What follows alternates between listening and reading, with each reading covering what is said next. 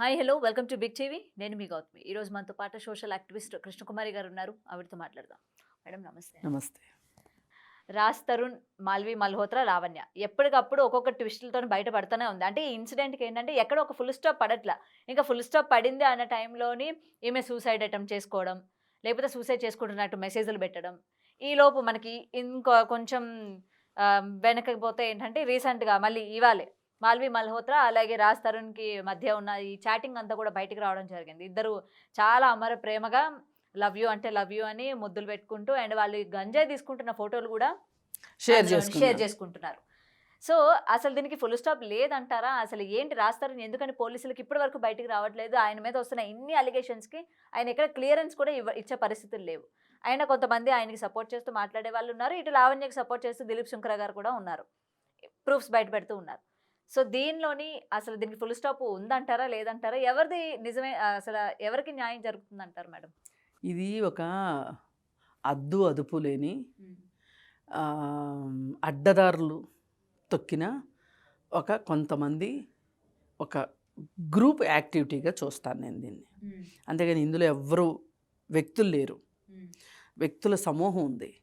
ఆ వ్యక్తుల సమూహం ఎవరు అంటే రాజ్ తరుణ్, లావణ్య, మాల్వి మల్హోత్రా, వాళ్ళ మల్హోత్రా తమ్ముడు, అలాగే కొంతమంది మేనేజర్లను చెప్పబడేవాళ్ళు సినిమా ఇండస్ట్రీలో. వీళ్ళంతా కలిసి ఇది ఒక దుష్ట చతుష్టయం అంటారు చూసారా, ఆ రకంగా ఉన్నారు వీళ్ళు. వీళ్ళందరి పని ఏంటి అంటే వస్తే సినిమాల్లో యాక్ట్ చేయటం, రాకపోతే డ్రగ్స్ సరఫరా చేయటం, ఈ మధ్యలో డ్రగ్స్ తీసుకోవటం, డ్రగ్స్ దొరికినప్పుడు గంజాయి తీసుకోవటం, ఈ రెండు కాదనుకుంటే మందు కొట్టడం, ఈ యాక్టివిటీస్ చేస్తున్నారు. వీళ్ళు ఎంత చట్ట వ్యతిరేకమైన పనులు చేస్తున్నారో వాళ్ళు ఏమనుకుంటున్నారో తెలియదు, కానీ ఇవన్నీ గమనించే వాళ్ళకి అర్థమయ్యే విషయం ఇది. వాళ్ళు చేసేది వాళ్ళకి కరెక్ట్ అనిపించవచ్చు, కానీ చట్ట వ్యతిరేకమైన పనులు చేస్తున్నారు వాళ్ళు. ఈ సినిమా ఫీల్డ్ అనే ఒక రంగుల ప్రపంచంలోకి వచ్చి దానిలో నిలదొక్కున్న వాళ్ళు నిలదొక్కుంటే, నిలదొక్కుకోలేని వాళ్ళు ఇలాంటి అడ్డదారులు తొక్కి ఎలాగోలా అక్కడే ఉండాలి, ఎలాగోలా సినిమా ఫీల్డ్లోనే ఉండాలి. తప్పు చేసైనా ఒప్పు చేసైనా ఏం చేసైనా. ఇప్పుడు సినిమా వాళ్ళు ఏదన్నా అనగానే వాళ్ళకి ఇంత పెద్ద కోపాలు వచ్చేస్తున్నాయి. ఇవాళ యూట్యూబ్ మీద ట్రోలింగ్ చేస్తున్న వాళ్ళ మీద కంప్లైంట్లు ఇస్తున్నారు. ఇప్పుడు మరి మీరేం చెప్తున్నారు? లావణ్యను రాజ్ తరుణ్ కేసులో మీరేమన్నా కూర్చోబెట్టి సాల్వ్ చేశారా? ఇదెందుకు రోడ్డును పడేటట్లు, రోడ్డును పడితే మీరేం చేస్తుంది సినిమా ఇండస్ట్రీ? కూర్చోబెట్టి మాట్లాడాలి కదా. ఇప్పుడు రాజ్ తరుణ్ నేను పెళ్లి చేసుకుంటానని చెప్పాడు ఆ అమ్మాయికి.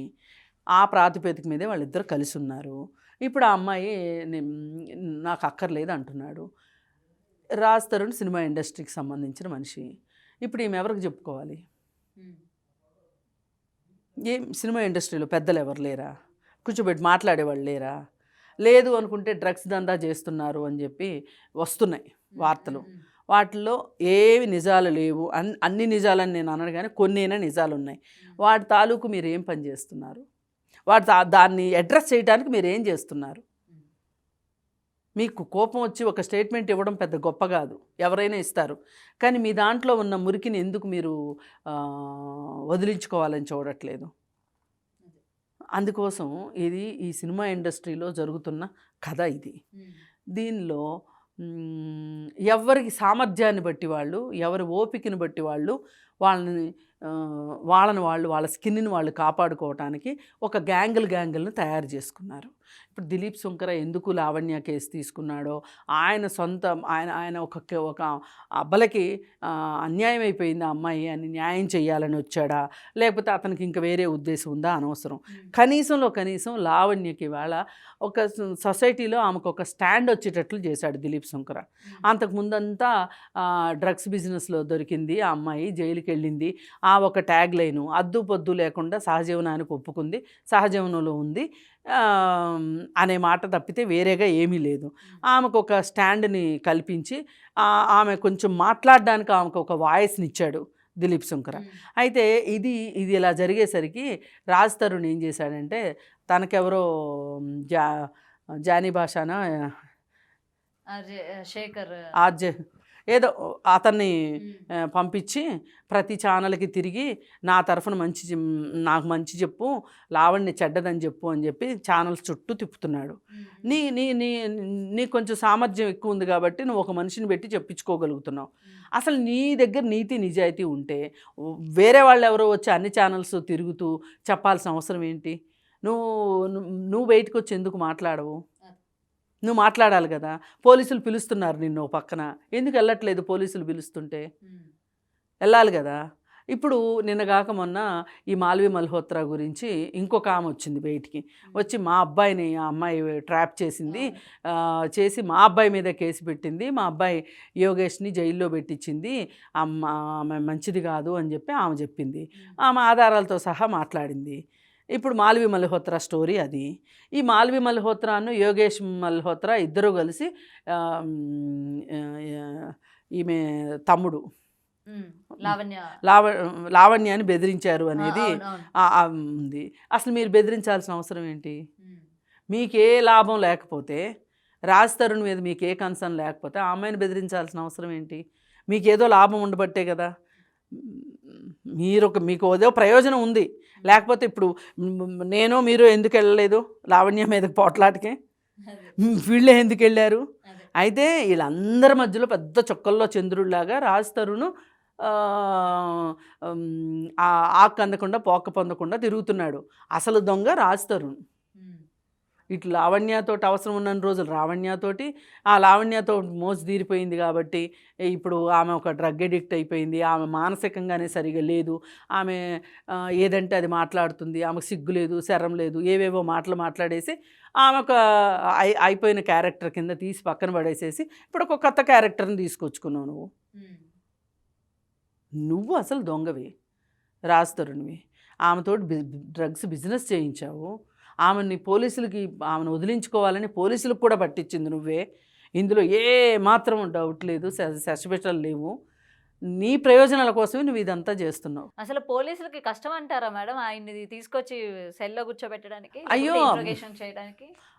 ఇక్కడ మళ్ళీ పురుషాధిక్యత పనిచేస్తుంది. ఆయన ఒక సినిమా చేసున్నాడు, ఆ సినిమా రిలీజ్ అవ్వాలి.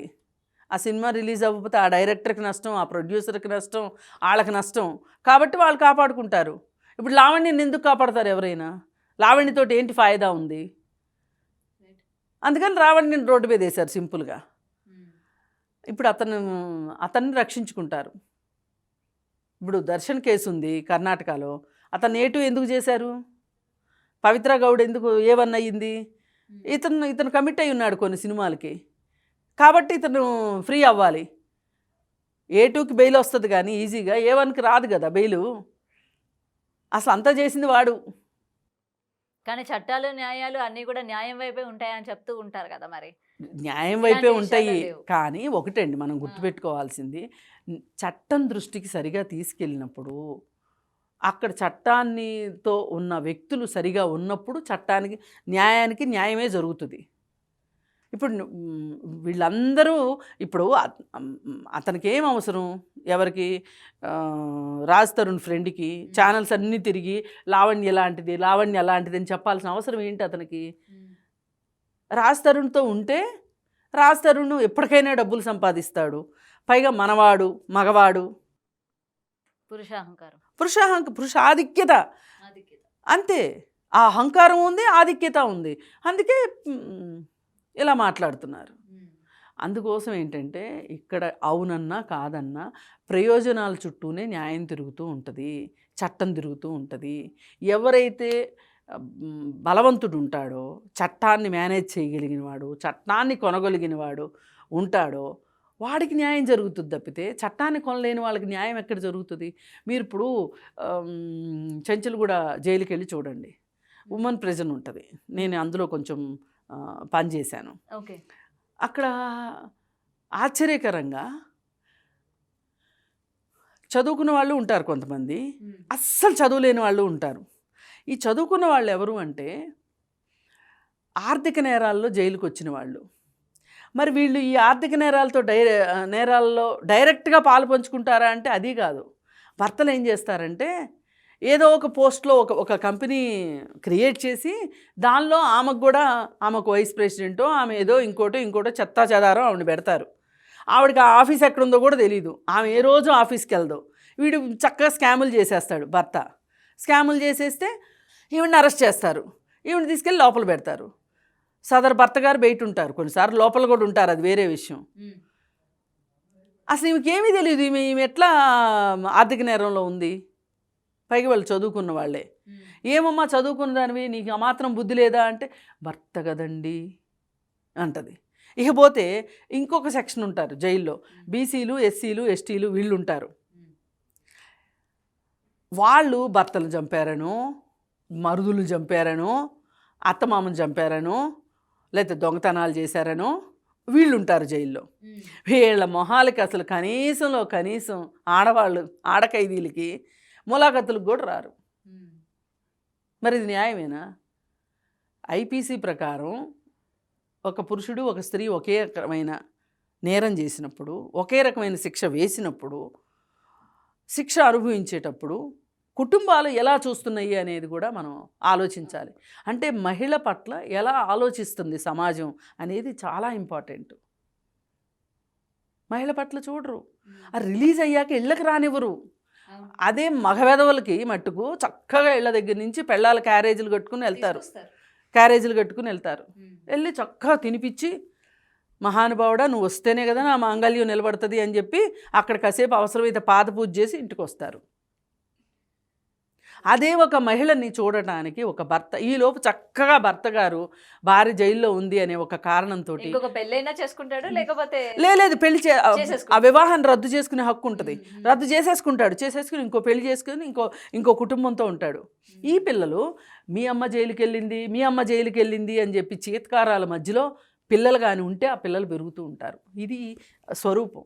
అంటే ఆడవాళ్ళని పట్ల చట్టం ఒకలానే ఉండొచ్చు, కానీ ఇంప్లిమెంటేషన్ మట్టుకు రకరకాలుగా ఉంటుంది. సమాజం చూసే దృష్టి ఇంకా రకరకాలుగా వికృతంగా ఉంటుంది. ఈ పరిస్థితుల్లో లావణ్య డ్రగ్స్ తీసుకుంటాం తప్పు కావచ్చు, డ్రగ్స్ అమ్మటం అంతకంటే తప్పు కావచ్చు, నేనేమీ సమర్థించట్లేదు ఆ విషయంలో. కానీ ఒక పురుషుడిని నమ్మి 11 ఏళ్ళు సహజీవనం చేసిన తర్వాత ఆ అమ్మాయికి ఈరోజు దక్కాల్సిన ప్రతిఫలం అయితే అది కాదు. అది అంతవరకు నేను చెప్పగలను. అండ్ ఇంత జరిగినా కూడా ఇంకా అతనే కావాలి అంటుంది చూసారా. ఇప్పుడు భర్త ఇంకో భార్య దగ్గర ఇంకొక మహిళతో ఉంటున్నాడు అన్నప్పుడు ఈ భార్యలు వాళ్ళ ఇళ్ళకి వెళ్ళి ఆ సహజీవనం చేస్తున్నామని కొట్టి భర్తను మటుకు ఏమన్నారు. భర్త మంచోడు జరుగుతుంది, రోజుకోటి జరుగుతుంది. రెడ్ హ్యాండెడ్గా పట్టుకున్నారు. ఏంటి రెడ్ హ్యాండెడ్? నీ మొగుడు ఏం చేస్తాడు నీకు తెలీదా? తెలుసు, కానీ మంచోడు. ఎవరో మూడో అమ్మాయి మంచిది కాదు, మన బంగారం మంచిది కాదు అనే ఒక ఆలోచన కనుక భార్యకు ఉంటే కనుక పోరాసలు నీకు రోజుకొకళ్ళు కావాల్సిన వాళ్ళు వెళ్ళు అటే ఉండు, నాకు అక్కర్లేదు నువ్వు అనగలగాలి. ఆ ధైర్యం వచ్చిన రోజున ఆడవాళ్ళకి ఇలాంటి దొంగచాటు వ్యవహారాలన్నీ ఆగిపోతాయి. ఏది వీళ్ళు అక్కడికి వెళ్ళి కూడా నా మొగుడిని తీసుకెళ్ళిపోతున్నావు, నా మొగుడిని వల్ల వేసుకున్నావు, నీ మొగుడిని వల్ల వేసుకునేయండి. అసలు ఆ అమ్మాయికి నీ మొగుడికి పెళ్ళయిందని ఆ అమ్మాయికి తెలియపోయే అవకాశం ఉంది, కానీ నీ మొగుడికైతే తెలుసుగా. ఇది ఈ లాజిక్ పని చేయకోకుండా సస్తున్నారు వీళ్ళు. లావణ్య కూడా ఆ లాజిక్కే పనిచేయాలి. నిన్ను 11 సంవత్సరాలు వాడుకున్న తర్వాత రాస్తారు, నీకెందుకు ఇంత మోసగాడు, నీకు అవసరమా జీవితంలో? ఎప్పటికైనా సరే వాడి మీద కేసు నడిపించు, వాడికి శిక్ష పడేదాకా చెయ్యి, కానీ వాడిని కావాలనుకోవడం మటుకు నీ అమాయకత్వం అన్న అవ్వాలి, నీ మానసిక దౌర్బల్యమైనా కావాలి.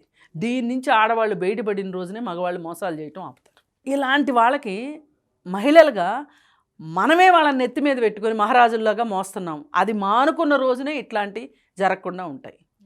దానికి మనకు కావాల్సింది ఏంటి? బాగా చదువుకోండి, మీ కాళ్ళ మీద మీరు నిలబడండి, మీరు ధైర్యంగా ఉండండి. సరైన వాడు వస్తేనే నేను పెళ్లి చేసుకుంటాను అనండి. ఒక తోడు లేనంత మాత్రాన ఏమీ కొంపలేం అంటుకుపోవు. ఇలాంటి రాస్తరుని లాంటి వెధవ మట్టుకు మొగుడుగా అక్కర్లేదు అనుకునే ధైర్యం ధీమా ఆడవాళ్ళకి రావాలని నేను కోరుకుంటాను. డెఫినెట్గా చూడాలి మరి ఇంకా ఇది ఎంతవరకు దారి తీస్తుందో ఏంటో, అసలు దీనికి ఎప్పుడు ఫుల్ స్టాప్ పడుతుందో ఏంటో కూడా చూడాలి. Thank you so much. Thank you. For more videos like this, subscribe Big TV channel.